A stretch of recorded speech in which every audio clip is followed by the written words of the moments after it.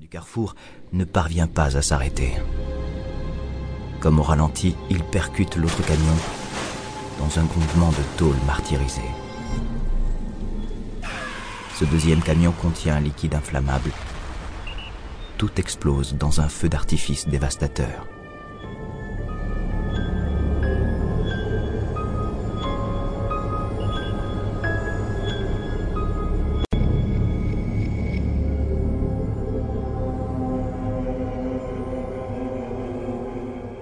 Deux. Et maintenant, que va-t-il se passer?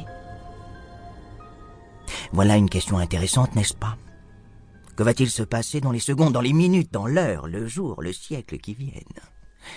Je vous le demande à vous, tout spécialement, mademoiselle. Vous qui prétendez savoir quel est l'avenir.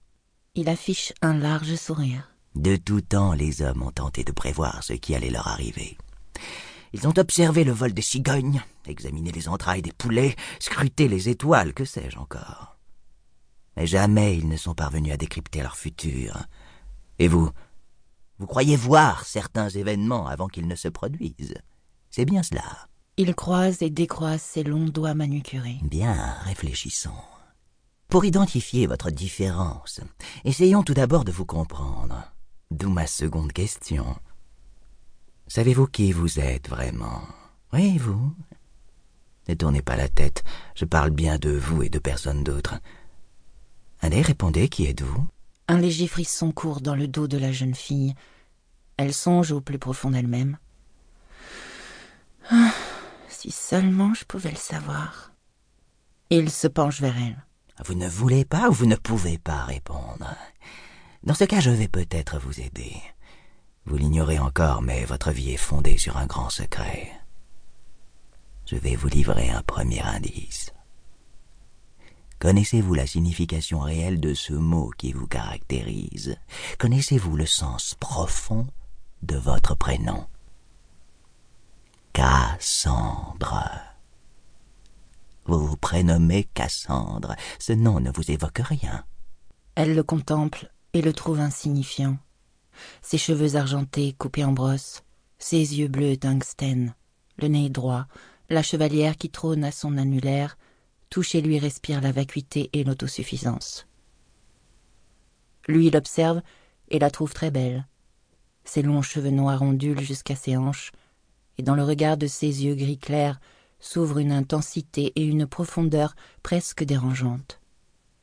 Il songe que tout chez elle respire la grâce et la puissance de la féminité. Ah, l'importance du prénom. Quelle motivation conduit les parents à coller telle étiquette plutôt qu'une autre sur une larve humaine, sachant que l'être ainsi affublé devra la conserver jusqu'à sa mort? Un prénom est comme une programmation secrète, inscrite au plus profond de nous. Moi, par exemple, je me prénomme Philippe. On m'a signalé que vous nourrissiez une passion particulière pour l'étymologie.